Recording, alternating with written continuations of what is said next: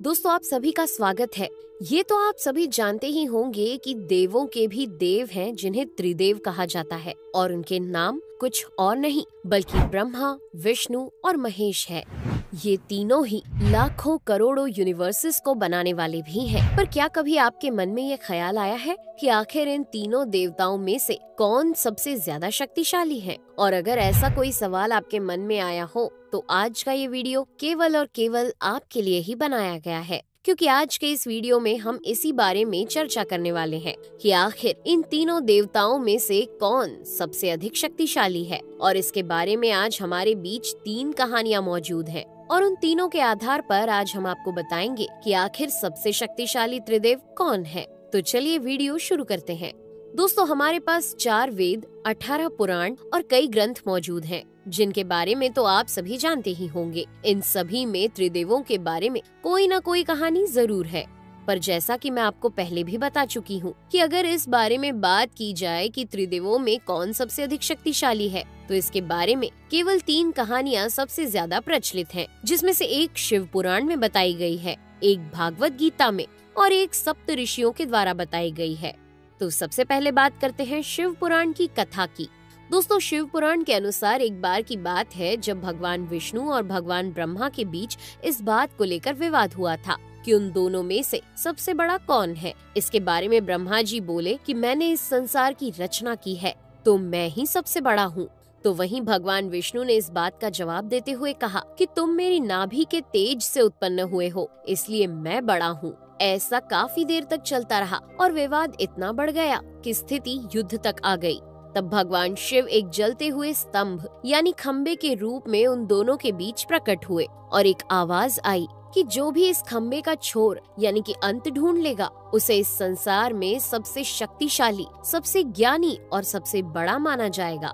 इतना सुनते ही भगवान ब्रह्मा एक पक्षी का रूप धारण कर खम्बे का ऊपरी हिस्सा ढूंढने निकल गए और भगवान विष्णु वराह का अवतार धारण कर उस खम्बे के अंतिम हिस्से को खोजने नीचे की ओर चले गए। पर बहुत कोशिशों के बाद भी किसी को भी उस खम्बे का आदि या अंत नहीं मिला। और मिलता भी कैसे, क्योंकि वो खम्बा भगवान शिव के जीवन का प्रतीक जो था, जिस कारण से भगवान विष्णु हार मानकर वापस लौट आए और भगवान ब्रह्मा हार मानने को तैयार ही नहीं थे, जिस कारण उन्होंने झूठ बोल दिया कि उन्हें खम्बे का ऊपरी भाग मिल गया है।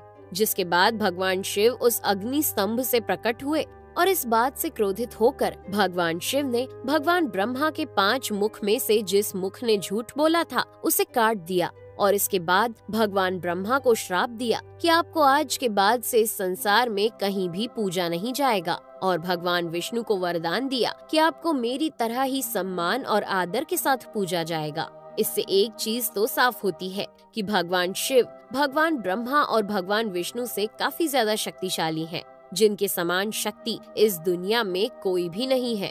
हालांकि ये कथा तो शिव पुराण में बताई गई है। तो चलिए अब हम बात करते हैं भागवत गीता में बताई गई एक और इसी विषय से संबंध रखने वाली कहानी के बारे में। पर इस कथा को जानने से पहले आप सप्त ऋषियों के बारे में जान लें। आप में से ज्यादातर लोगों को तो इस बारे में पता होगा, पर जिन्हें नहीं पता उन्हें बता दें कि भगवान शिव ने जिन 60 शिष्यों को शिक्षा का ज्ञान दिया था, उन्हें सप्त ऋषियों के नाम से जाना जाता है।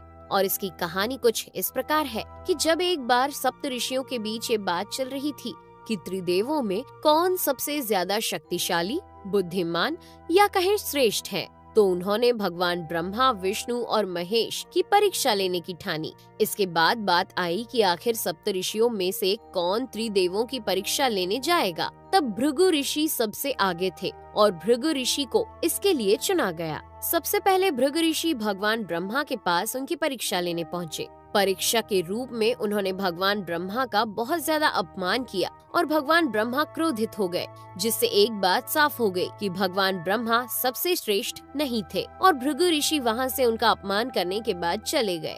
आपको बता दें कि इसके बाद भृगु ऋषि भगवान शिव के पास गए और उनका मन भर कर अपमान किया, लेकिन शिव जी ने उन्हें माफ कर दिया, जिसे देख भृगु ऋषि बहुत खुश हुए और वहाँ से चले गए। पर अब भी भगवान विष्णु की परीक्षा बाकी थी और भगवान विष्णु की परीक्षा लेने के लिए जब भृगु ऋषि भगवान विष्णु के पास पहुँचे तो वहाँ भगवान विष्णु अपने शेष नाग पर आराम कर रहे थे। ऐसा देख भृगु ऋषि को लगा कि इनका अपमान कैसे किया जाए, लेकिन अंत में भृगु ऋषि ने भगवान विष्णु का अपमान करने के लिए उनकी छाती पर लात मारी, जिससे भृगु ऋषि को लगा कि शायद भगवान विष्णु को उनकी इस हरकत पर गुस्सा आएगा, लेकिन ऐसा कुछ भी नहीं हुआ और भगवान विष्णु ने बिल्कुल भी गुस्सा ना करते हुए तुरंत भृगु ऋषि का पैर पकड़ लिया और उनसे कहने लगे कि महाराज, कहीं आपके पैर में कोई चोट तो नहीं आई, क्योंकि मेरी छाती काफी कठोर है जिससे आपके पैर में चोट आ सकती थी।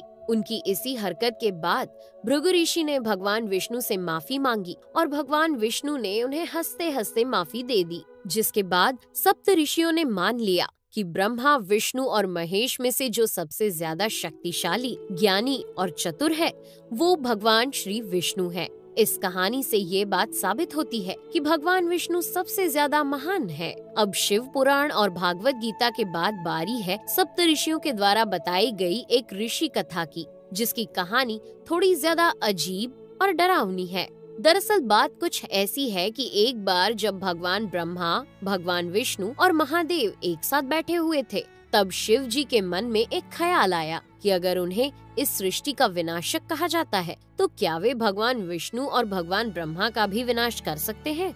इस विचार के बाद भगवान विष्णु और भगवान ब्रह्मा मुस्कुराने लगे, क्योंकि वे भगवान शिव के मन में चल रहे विचारों को पहचान चुके थे। मगर कहीं भगवान शिव अपने आप को इस पृथ्वी का इकलौता करता धरता न समझने लगे, इसलिए भगवान ब्रह्मा भगवान शिव से बोले कि अगर आप संसार का नाश कर सकते हैं तो आप उन शक्तियों का इस्तेमाल सबसे पहले मेरे ऊपर कीजिए। इतना सुनते ही भगवान शिव थोड़ा चिंतित हुए, लेकिन अपनी शक्तियों को साबित करने के लिए उन्होंने अपनी सारी शक्तियों का इस्तेमाल एक साथ भगवान ब्रह्मा के ऊपर किया, जिसका कारण ये हुआ कि भगवान ब्रह्मा देखते ही देखते राख के एक ढेर में बदल गए। पर जैसे ही भगवान ब्रह्मा राख के ढेर में बदल गए, वैसे ही भगवान शिव को चिंता होने लगी कि आखिर भगवान ब्रह्मा को कुछ हो गया तो इस सृष्टि की रचना का भार कौन संभालेगा। इस कारण से भगवान शिव भगवान ब्रह्मा को वापस बनाने के लिए अपनी मुट्ठी में उठा ही रहे थे कि तभी उस राख के ढेर से आवाज आती है कि भगवान शिव, मुझे कुछ भी नहीं हुआ है और आपकी शक्तियों के तेज के कारण मैं राख में बदल गया हूँ और ये राख का निर्माण हुआ है, जिस कारण से मैं जीवित हूँ, क्योंकि जहाँ निर्माण होता है वहाँ मैं होता हूँ। ब्रह्मा जी की इस बात को सुनने के बाद पास ही खड़े भगवान विष्णु मुस्कुराते हुए बोले कि महादेव, मैं भी इस सृष्टि का संरक्षक यानी रक्षा करने वाला हूँ, जिस कारण से मैं भी ये देखना चाहता हूँ कि आखिर आपकी शक्तियों का मुझ पर कितना प्रभाव पड़ता है। इसके बाद भगवान शिव ने अपनी सारी शक्तियों का इस्तेमाल भगवान विष्णु के ऊपर किया, जिसके बाद भगवान विष्णु भी राख के एक ढेर में बदल गए। पर इसके कुछ ही मिनटों बाद एक आवाज आई कि महादेव, मैं भी सुरक्षित हूँ और यही हूँ, मुझे कुछ नहीं हुआ है और आप कृपया अपनी सारी शक्तियों का उपयोग करें। जिसके बाद शिव जी के मन में एक नया विचार आया कि क्यों ना मैं अपने आप को ही तबाह कर लूं, क्योंकि शिव जी को विनाश के लिए जन्म मिला है। उनके मन में आया कि जब विनाश ही नहीं रहेगा तो संरचना तबाह ही नहीं होगी और ना ही उसकी रक्षा की कोई जरूरत होगी। इतना सोचने के बाद भगवान शिव ने अपने आप को भस्म कर दिया, जिस कारण से चारों ओर भारी अंधकार छा गया और वहाँ राख के ढेर के अलावा कुछ नहीं बचा। पर कुछ समय बाद भगवान ब्रह्मा उस राख के ढेर से निकले और कहा कि यहाँ राख का निर्माण हुआ है और जहाँ निर्माण होता है वहाँ मैं होता हूँ। जिसके कुछ समय बाद भगवान विष्णु उसी राख के ढेर से निकले और कहा कि जहाँ रचना होती है वहाँ उसकी रक्षा के लिए मैं होता हूँ। और कुछ समय बाद भगवान शिव भी उत्पन्न हो गए, जिसने इस बात को साबित कर दिया कि जहाँ रचना होती है वहाँ उसकी रक्षा और विनाश दोनों ही होते हैं। इसके साथ ही इससे एक और बात साबित होती है कि जब तक भगवान ब्रह्मा जीवित हैं, तब तक त्रिदेवों का अंत असंभव है, फिर चाहे वे खुद कोशिश करें या कोई और। तो दोस्तों, ये था आज का हमारा एक और वीडियो, जिससे हमने आपको बताया कि त्रिदेवों में कौन सबसे ज्यादा शक्तिशाली है। तो अगर आपको वीडियो पसंद आया हो तो लाइक और चैनल को सब्सक्राइब करना ना भूलें। धन्यवाद।